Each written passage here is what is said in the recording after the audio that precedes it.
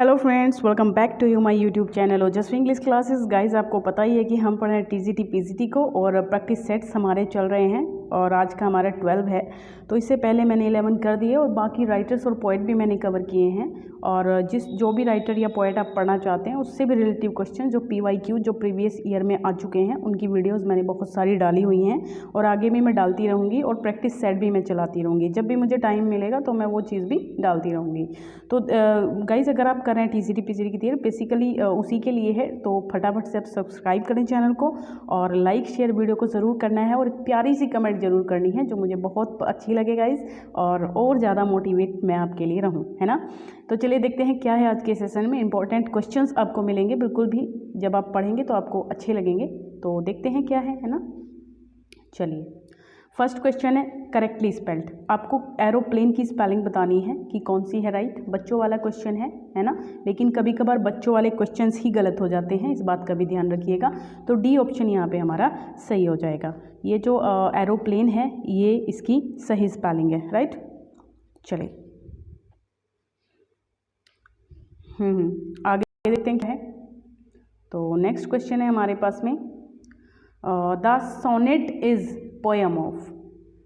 Sonnet जो है वो पोएम है 10 लाइंस की, 12 लाइंस की, 14 लाइंस की, 16 लाइंस की। तो कितने लाइंस की पोएम को हम जो है सोनेट कहते हैं। तो बहुत आसान क्वेश्चन है ये भी। 14 लाइन की जो पोएम होती है उसको हम सोनेट कहते हैं। Classical tragedy was a form of. Classical tragedy किसकी फॉर्म होती है? क्या ये ड्रामा होता है, नॉवल होता है, प्रोज होती है या फिर पोएट्री होती है? तो इसकी बात करेंगे इस ड्रामा होगा इसका आंसर। तो ड्रामा की अगर हम लोग बात कर लेंगे तो ये हमारा राइट आंसर हो जाएगा। Elegy began to be so called because. Elegy मतलब क्या कहते हैं इसको, क्यों कहते हैं हम इसको elegy? Elegy it was written in the elegiac measure, it was a poem of sorrow, it was written by writers of elegies, या फिर sonnet expert critics named it so, या फिर क्रिटिक्स ने जो है इसका नाम इस प्रकार से दे दिया। क्यों कहते हैं हम इसको, बताइए फटाफट से। बहुत आसान क्वेश्चन है, फटाफट से बताइए क्या होगा। तो गाइस इसकी बात करें तो इसका आंसर हो जाएगा ऑप्शन सेकंड, यानी कि बी ऑप्शन सही हो जाएगा। It was a poem of सोरो। दुख भरी जो गीत होता है उसी को हम सोरो एलिजी कहते हैं। Milton's prose work is. Milton का जो प्रोज वर्क है वो क्या है? लिसिडस है, पैराडाइज रिगेंड है, पैराडाइज लॉस्ट है, एरोपेजिटिका है। तो इसकी बात कर लेते हैं। जो प्रोज वर्क की बात करें तो एरोपेजिटिका है, बाकी जो तीनों ऊपर के हैं ये सारे के सारे पोएट्री हैं। कब आया था एरोपेजिटिका, ये बता सकते हैं? 1644 में, ठीक है।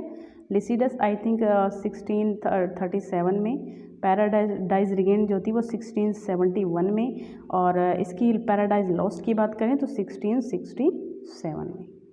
चलिए, Shakespeare was a great scholar of Latin, new a lot of Greek, had a great command over English, या फिर new little Latin and less Greek.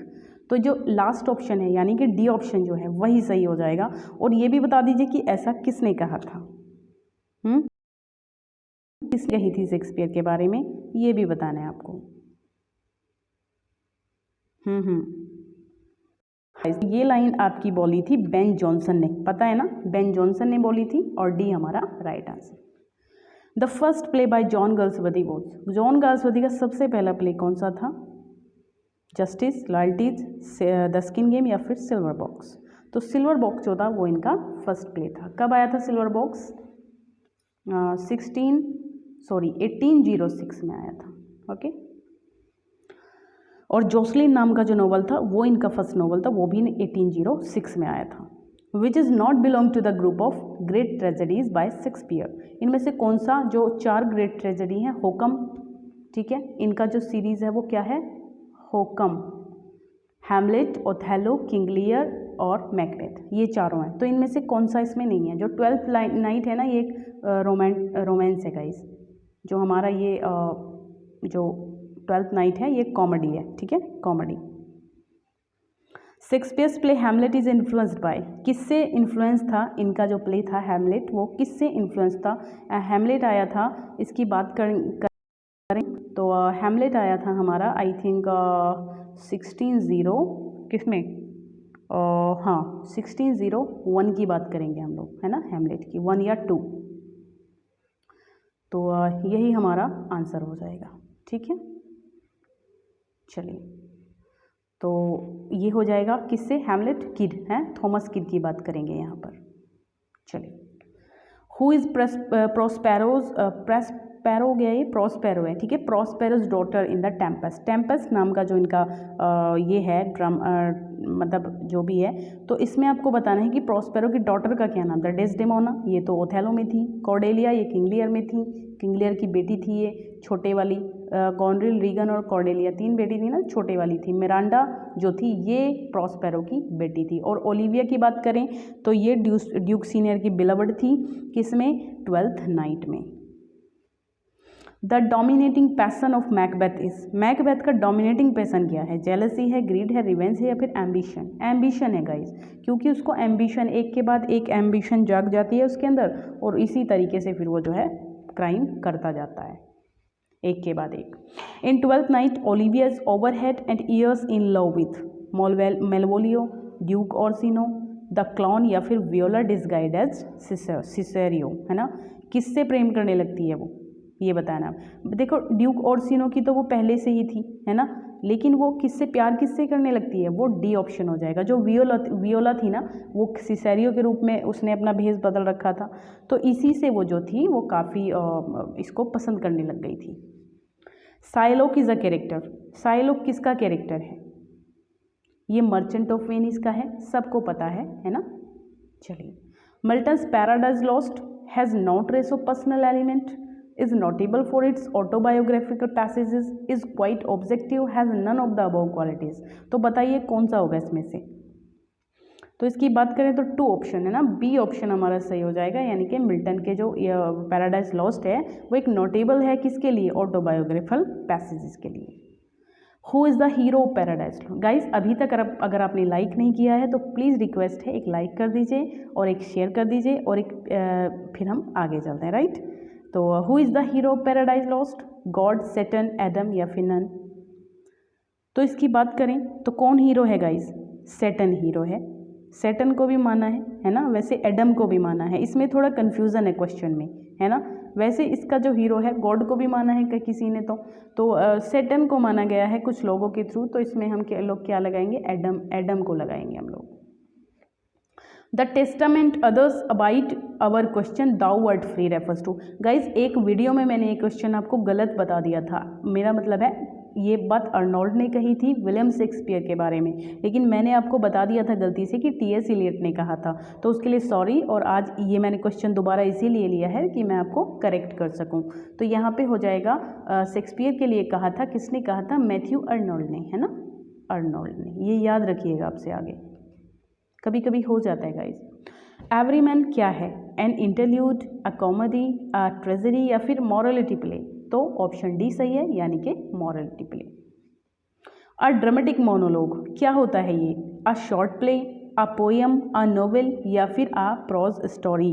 क्या होता है हमारा ड्रामेटिक मोनोलॉग, तो ये होता है गाइज पोएम। ड्रामेटिक मोनोलॉग जो है वो पोएम की कैटेगरी में आता है। What do we call a piece of writing that is an imitation of an action that is serious and complete?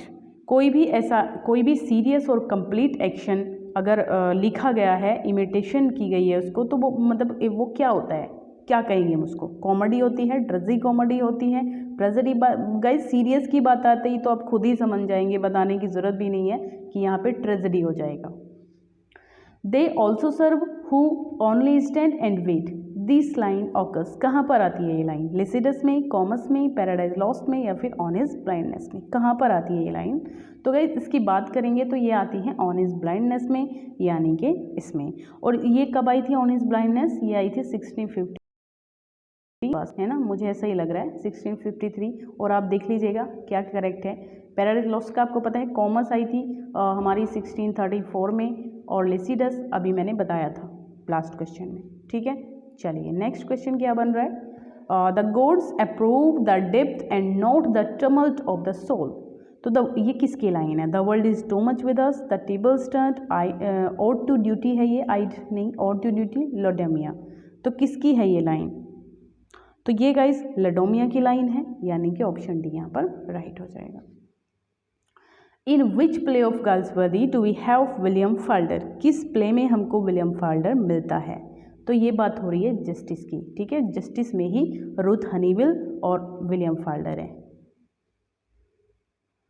Shakespeare is a Renaissance playwright, a restoration playwright, a 12th century playwright या फिर a classical play right?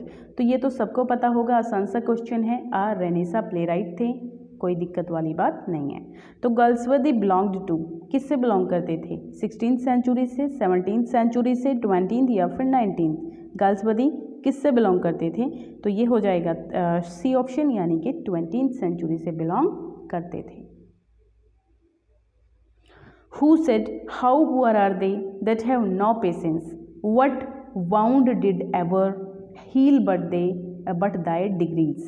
तो ये कहाँ पर है, ये किसने कहा है, कौन से प्ले में कहा है? ओथेलो ने, कैसियो ने, इयागो ने, डेस्डेमोना ने? तो ये गाइज लाइन जो है गाइज इयागो की है, और किस में है इयागो? ओथेलो में है। तो यही हमारा लास्ट क्वेश्चन था guys. Thank you, bye, take care. Video में लास्ट तक बने रहने के लिए, और प्लीज़ एक प्यारी सी कमेंट करके जाइएगा, और नेक्स्ट वीडियो में जल्दी ही मिलती हूँ आपसे। तब तक के लिए पढ़ते रहिए। Bye, take care.